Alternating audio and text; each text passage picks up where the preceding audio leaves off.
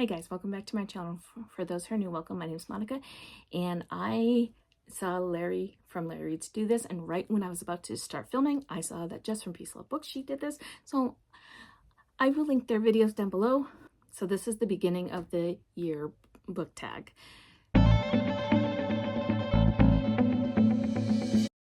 So this book tag was created by Larry.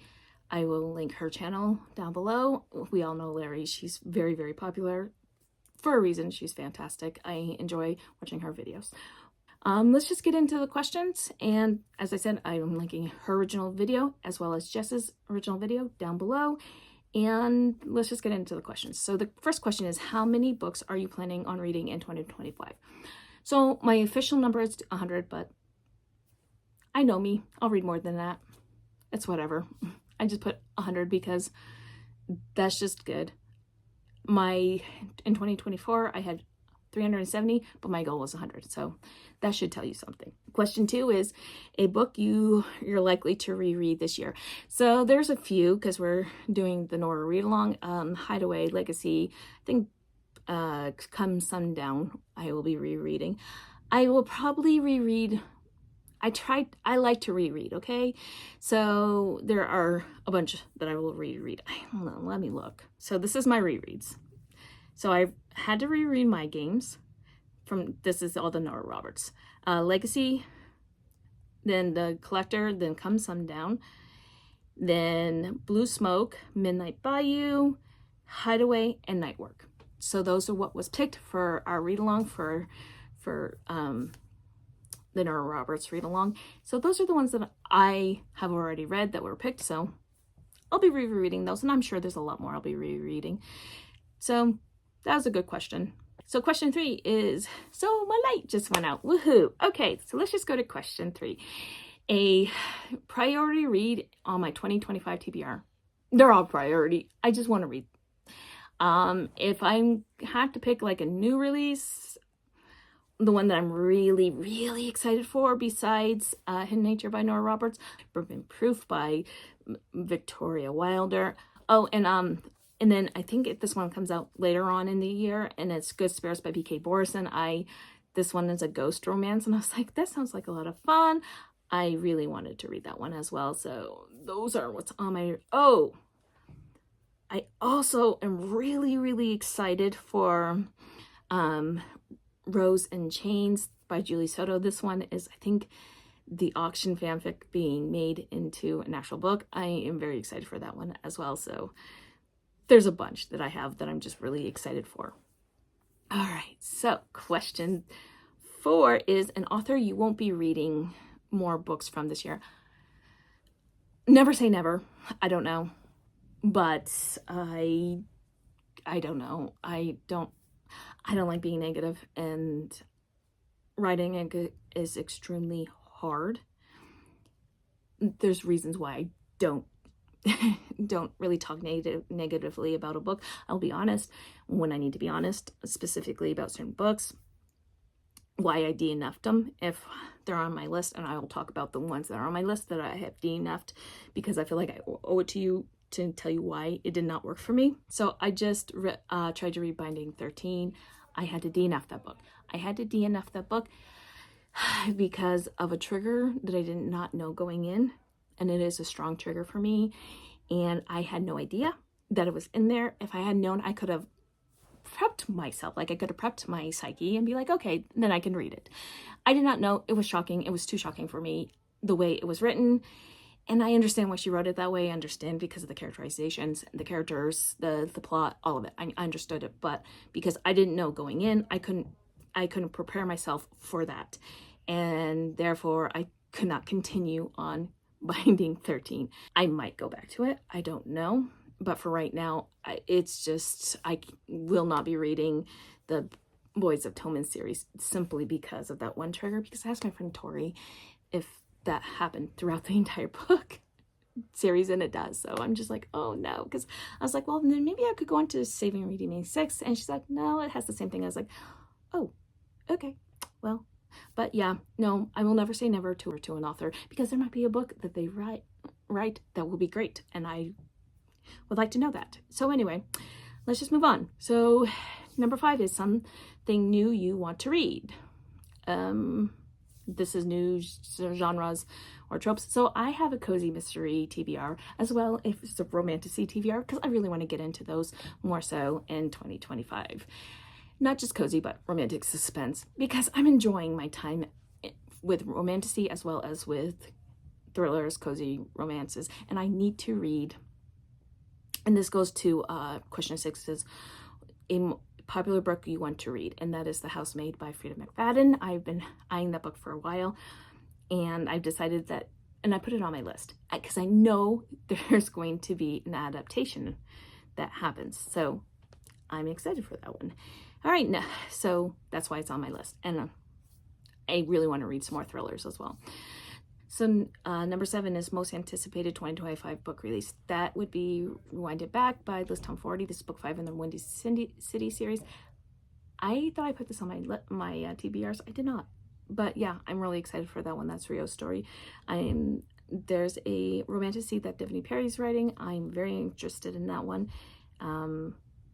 That's actually on one of my lists, and let me look. It is on, yep, it is on my new list, and it's Shield of Sparrows. I'm interested in how she writes a romantasy. So yeah, those are 2 anticipated releases. So number 8 is a bookish goal for 2025, and it is, I would like to just read for me and not for everybody else. I am feeling like it's January 11th when I am feeling this. I have not had a 5-star. I've had close, but I have not had that 5-star feeling, and that's unusual for me. So I'm like, that is not good. So I got to figure out what's going on. But reading for the pleasure of reading and not just for content, I think. Number 9 is a book that has been on your TBR that you probably won't ever read. If I put it on my TBR, I'm going to read it. But I can safely say Keeping 13 was on my TBR, and because of that trigger warning that I knew nothing about, I don't think I'm going to be able to read it. So I guess that's one book I could say that I probably won't be reading, and I wish I could. So okay, so question 10 is a series you want to read this year. I want to finish the Sparrowfall series by Catherine Cowles. That whole series, the first 3 books were 5 stars for me. I made them the top books of 2024 for me. I couldn't decide between each 3. I just loved them all. So I'm really excited to finish that series. I was hoping to get to the Voice of Tommen series this year. Yeah, that was not fun. I would like to finish the Throne words. I would love to finish the Throne of Glass series by Sarah J. Maas. That is the last book series that I need to read to be caught up to Sarah J. Maas's book list, her backlist anyway. And I even downloaded the I think you're supposed to, the tandem read, where you're supposed to read, I think, books 4 or 5 or 5 or 6 or whatever. You're supposed to read them in tandem. I actually downloaded the how to do the tandem reading, so I did that, and I'm really excited to get to those. I need to finish those in 2025. Number 11 is your autobuy authors going into 2025. Oh, the typicals: Claire Kingsley, Devney Perry, Catherine Cowles. Let's see. Anna Wong has become a autobuy for me as well. And I would also say Rebecca Yarros. She is an autobuy for me. I've loved her for a while, obviously. If you've been around here for a little bit. Rebecca Genshak, she's really killing it right now with me. Helena Hunting, I really love Helena Hunting. I've loved her for a while. Victoria Wilder is definitely becoming an autobuy author for me, as well as Mariana Zapata. I just wish, and also Jana Aston, but Jana Aston hasn't published anything in a few years, and I'm just like, I'm waiting for her to get a book. I love her to pieces. She's fantastic. I love her Facebook group with her cat because she's a cat lady. I absolutely love her. She's fantastic. She's funny. I love her books. They're funny, and they're just fun. So hopefully she'll write something in 2025. So okay, so number 12 is a book to show adaptation you are excited for this year. I don't know, because I don't watch a lot of TV as I used to. I would have to say if The Housemaid's coming, because I'm going to read the book just so I can watch the movie. Let's see. I actually don't. I know that the Twisted series, it was announced, but it's not going to be here in time for 2025. I don't know. Because again, I'm so wary of film TV adaptations because I've been severely disappointed multiple times. So I'm just like, I don't know. Anyway, moving on from that one. Number 13 is a sequel you are anticipating. Rewind It Back by Liz Tom 40, Beautiful Exile by Catherine Cowles, the whole rest of the series by Catherine Cowles. I would love for Sarah J. Maas to be able to come out with another not Throne of Glass, but Akatar's book, because I think that's the next one that she's writing, but it's probably not happening this year, so it's whatever. So number 14 is bookish things you're leaving in 2024. Judging people for how they read or what they read or whatever, as well as making fun of people on Book Talk. Just let's be kind. That's all I'm asking, is to be kind. Number 15 is what to expect from this account. So I want to try more reels. I was going to start doing it earlier this month, but a lot has happened with my family and just haven't had time, as well as just stuff. But I want to try doing more reels. On Bookstagram, I want to do like, these are what I read in the weekly wrap up on my Instagram. For here, I think for me is just doing the 2 videos and do more reels. I want to get back to more audiobook content as well, because that was fun to do, as well as more reading vlogs. I want to do more reading vlogs. Okay, so next one is number 16 is how has your reading taste evolved from last year? It really hasn't. It's kind of stayed the same, although I'm definitely more open to more genres than I used to be. So number 17 is BookTube creators who inspire. I was editing this video, okay, and there was a conversation that happened and you could hear it perfectly, and it violated our sense of privacy for a person. It was interesting and made me laugh, but we're not putting that on the internet. So to answer the question, number 17, the booktubers who inspire me, Christi from Christi Reads a Lot, and the fact that she reads a lot, and I love her bookshelves. Tori, because I get a lot of good historical fiction recs from her, and I love her bookshelves. Jess from Honest Fiction, simply because I love her aesthetic. She's fantastic.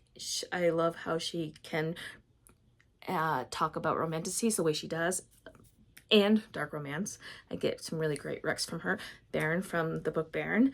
I love how she's brutally honest, and I love that she is not afraid to get on camera just in any way, shape, or form, and that is a hard thing to do. I also truly love Crystal from Crystal's Bookish Life. She can break down a book like nobody's business, as well as Larry from Larry Reads. She's funny. I love her. I love how she's goofy, and I love the way she talks about things. I love her vlogs. She does really great vlogs, and there was one video with her and her mom which was really, really funny. Just love her to pieces, as well as Liezl from Liezl Loves Books. I get a lot of great recommendations from her. There's just so many, and I mean, I could go on and on, but I'm not going to.